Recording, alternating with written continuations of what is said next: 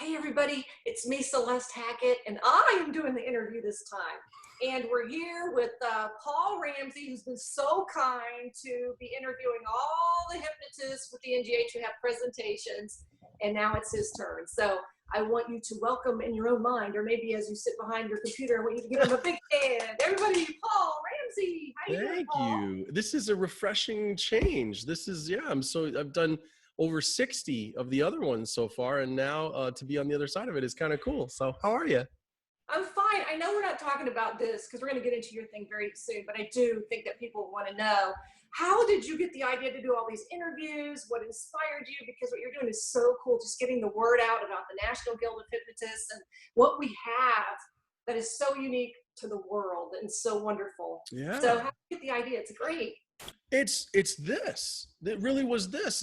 I've been presenting Celeste for years, and I have missed the past 2 years because I primarily make my living as a stage hypnotist. I do everything. I'm board certified and I'm a certified instructor, but I tour nationally as a stage hypnotist, mostly in the college market. And the past 2 years, I've had bookings that have come in, multiple bookings over convention weekend, and it was just too much money to say no to.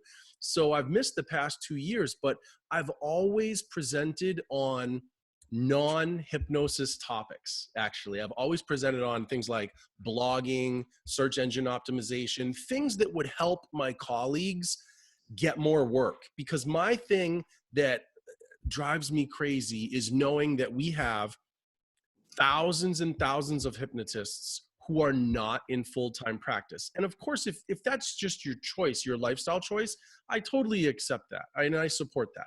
But I have a sense over the years of going to the convention and meeting with people that there are thousands of hypnotists out there who are not in full-time practice because they don't know how to get the work. They're really afraid of launching a business and failing at it. And so for years, I've done these presentations to help them figure out ways that they could build a brand, that they could get more attention, that they could get more leads and have more clients, because we have 7 billion people on the planet and there's enough work for all of us. It's so obvious to me that I'm like, why wouldn't I help my colleagues get more work?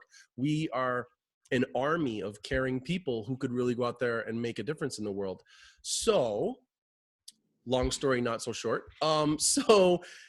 This is my latest incarnation of that. I put in a presentation proposal to talk about branding and help hypnotists understand how to not just do sales and marketing, but how to actually build a brand. And one of the things I've done well since 2004 is I've built a brand that's worldwide. I get contacted by people all over the world who want to learn about hypnotism from me, or who want to talk to me about hypnotism one way or the other. And so when I was preparing this incarnation, I didn't want to just go in and talk about marketing or branding theories from a book. I wanted to go in and say, I've been studying this stuff for years and I've got a pretty good handle on it. I'm by no means an expert or a guru, but I've done it a lot. And so here's a way I can show you that you can do it, that anyone can do it, and it can work. And so I came up with this idea of using new media, social media and new media, YouTube and the various social media platforms, and doing an interview series and using that to raise everybody's profile. And so I contacted Elsum about that. And he, because he's a smart man, said yes, he gets it. And he let me get going on it. And I mean, I'm still working on the project right now as we're recording this interview. I mean, right now, as of today, I have 65 interviews, and we're still in the process of, I still have more to record. We're promoting them together as a community of hypnotists. They already have been watched over 2,555 times, and we still have all the run up to convention to go. And so what I want to do is I want to come in August, and I want people to come hang out with me for an hour, and I want to be able to throw up all the statistics. What countries watch these videos, what was the average view time, where did the traffic sources come from, all that stuff, so that people can see this didn't cost any of us any money. It just cost us our time. Like, if you network with your colleagues, if you work together as a community, you can create content which enriches the broader public and raises your status as an expert in your field. And again, you can do that for no money, just for your time, using existing platforms and existing tools that are on the internet already. But again, I thought it was really important that I just do it in a way that I'm like, but we did it. We didn't just talk about Right. it. Yeah. You know, this is just so important because you can be the best hypnotist in the whole wide world. And if you don't have that other part of it, nobody's going to come see you, and your name isn't going to be out there. So I'm so excited that we're so Yeah. lucky to have you this year because, you know, finally you're not busy enough to come. And so we can all just really benefit from your wisdom. And it's going to be so exciting. Now, I do want to get a little bit into just something real basic because people are always curious. How did you discover hypnotism? How did you get into it? I find when I have these conversations with people, there are themes, right? And so one of the big themes is people who got sick or who got injured, and hypnosis helped them with that. And it was so profound that then they got into hypnotism. I'm not one of those people. I'm a different theme. I'm one of the people, and it's a smaller theme, but it is relatively common. I'm one of those people who I came into contact with someone who the crux of it is who told me they thought I would be good at it. I find that there are these moments that some people have where someone just gives their encouragement. And that was what it was for me. I was formerly educated to be an English teacher. I taught 10th grade English at a public school in Maine for 3 years. And I liked that job, but quite frankly, I didn't like it enough to live paycheck to paycheck. And have like the stress that I was going through and that stuff. Wow. So, yeah. So I really did love that job, and God bless teachers because they're just amazing people. And I just didn't quite have the perfect fit. So I left that job and I went back to my alma mater, the University of New Hampshire, and I got a job working in student affairs, the residential life department. And I ran a dorm. I was a hall director. I had 165 co-eds in a building right down on Main Street in Durham, New Hampshire. Oh And my God. yeah, Co-eds. Bunches. yeah, it was fun. I loved that job. I loved that job because what it let you do was it let you mentor young people.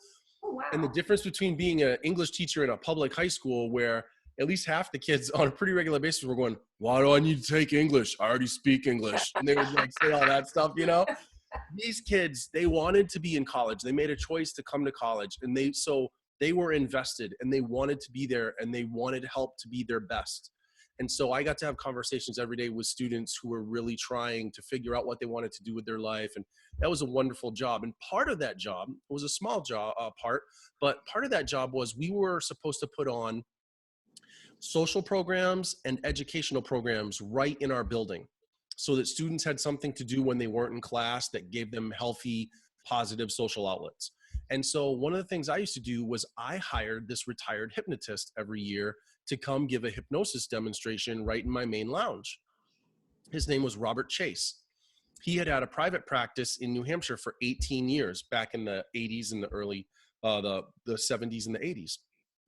And so Bob would come in, and he had never done stage hypnotism as a revenue source, but he knew a few things here and there. And so what he did was he did this wonderful educational, fun demonstration of hypnotism. And he would hypnotize the students and just do some stuff that make them laugh and giggle and goof around, but always bringing it back to, hey, this isn't just for fun, you know, this can change your life and this can make your life better.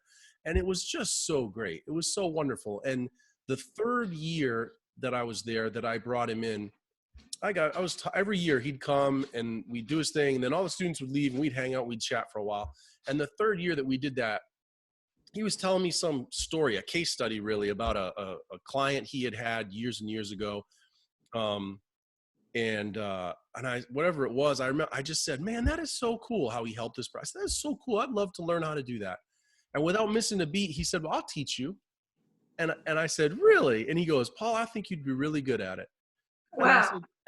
And I said, well, how much would that cost? And he was just like Walter Matthau and Grumpy Old Men with Jack Lemmon. He's forgive my language, but he goes, horse shit, I'll just teach you. What a guy. And I said, oh, okay. And so I actually put it off for an entire year because I didn't really see myself as a valid career option for myself. Mm-hmm, mm-hmm. I thought maybe as a hobby it would be fun, you know. Mhm. Well, then the next year when he came back, I had finished my master's degree. I didn't want to go back to teaching. And I was like, man, I need to do something. And I had always dreamed of being an entertainer since I was a kid, Oh, but I had chosen to be a helper too, right? I had been a camp counselor and an English teacher and now a student affairs professional. And I had this kind of light bulb moment where I thought, you bozo, if you were a hypnotist, you could do both. What are you waiting for? Like, you could be on stage sometimes and make your dream come true of being an entertainer, and you could be with people doing serious life-changing things the rest of the time and know that you're making the world a better place. Why wouldn't you do this? So, wow. right? So the next Yeah. time Bob, yeah, he came in and I said, hey, does that offer still stand? And he said, yeah. And so I met with him and he started teaching me the basics, and he got me through the basics. And then he said, listen, if you really want to do it, you know, you got to get certified though. He said, so you should go to the guild. They're the, you know, they're the authority locally around here, and you should go to the guild and you should get certified with them.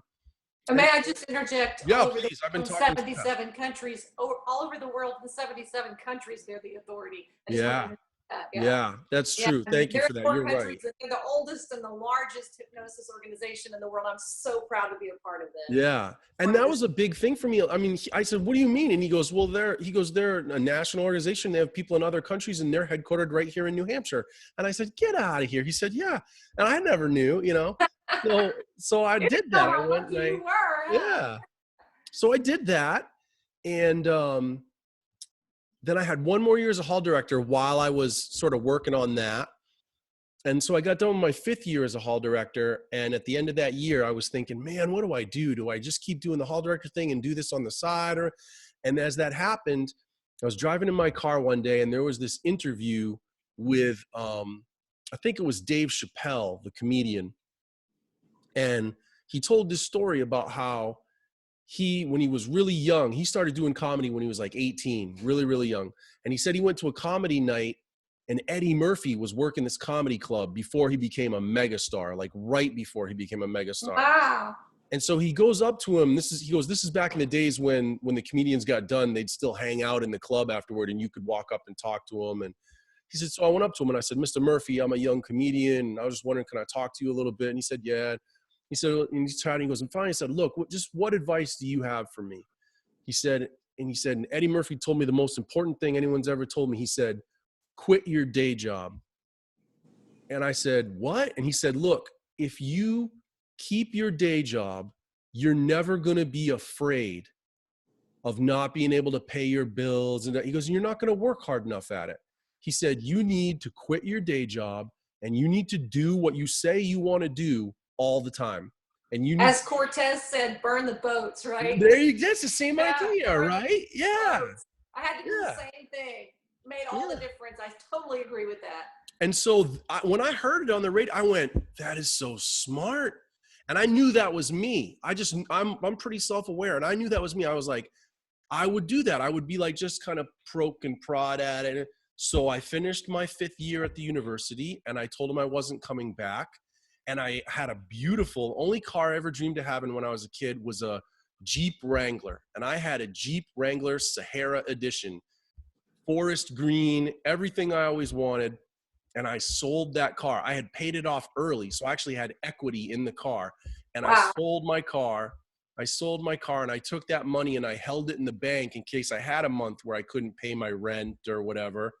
And I jumped fully into hypnotism and I went. Yeah, I do want to point out that that's not for everyone. It worked for you and I. I don't want people getting mad at us later if that's just not their thing. But some people are just going to do so much better by burning the boats and saying, you know, it's this and it's now or never, and just all in. You know, that's the way I had to do it. And it sounds like that's what worked best for you too. That's so interesting. As a side note, I just think that a lot of teachers would be really good at this. There's a lot of teachers that need to, because the mind is relearning, especially in a private practice. The mind is basically relearning, you know. And I wanted to ask you about your aha moment in regards to this topic. Was there anything, because we don't want to give away, you know, material that you're going to be doing, but sure. did you have an aha moment when you were studying this particular topic you're going to be teaching on? Well, you know, I think it was born from I don't remember a specific aha moment about this, but I just remember very early on, we're often the beneficiaries of various forms of timing, right? If you're paying attention. And at the time that I was getting out of working at the university, that was when Facebook was just becoming big. And Yeah. YouTube was only a couple of years old at that point. And I was watching the proliferation of social media and content generation platforms, user generated content platforms on the internet. And, you know, there's ways in which I may not be good at some things, but I'll tell you one thing, I'm a smart guy. Like, and I don't mind saying that. Like, I'm a smart guy. I pay attention. And Mm. I knew right off, I thought, this is not going to be a flash in the pan. This is what the world is becoming, an Yep. huge interconnected society connected by the internet. But we've always been narrative, right? We've always been storytellers. And so and we love video, and that's never going to go away. And so I thought, whatever you do it through these emerging technologies, because they allow you to do it for either low cost or no cost. Why go run a newspaper ad or buy radio time or put in any of that traditional stuff, when these things are coming out that if you're just willing to put in the time and the work, you can distribute all over the world for free, really. Yeah, So that's so cool. And I also wanted to ask you, if you don't mind, what's the one takeaway, if you could say one big thing or the most important thing that people are going to get from your presentation? If you want to do the top three, that's fine too. But at no, least the one big that's thing. cool. Yeah, no, it's the importance of right here. Brand is, a lot of people come to the convention and they may go to sessions that talk about sales or marketing, and those things matter. They absolutely matter. But there's a real void in our professional community when it comes to talking about branding. And honestly, people just don't even know what it really is, I find. And branding is essential to the success of your business. So Ooh. it's important. If you're going to come and spend an hour with me and do this, you got to understand, you're not coming to learn a sales technique, to learn a marketing technique. What I'm going to talk about directly has never earned me a penny, right? And that's short-term thinking. That's the point of coming to this. You can't think short-term like that. What I'm talking about is how you leverage technology and media and content generation to build a brand so that you will become a presence in the world of hypnotism for years. I'm all about the long term. I'm all about still being here doing this work 20, 25, 30 years from now. And that's always been my perspective. And in order to do that, you have to build a solid brand. And so that's what we're really talking about here. If you want to learn how to get yourself to the point where you think, I love this work and I want to be able to do it for a long, long time, then you got to build a brand. You can't just have a sales letter. You need that stuff at points too, but that can't be all you have. You got to think about branding.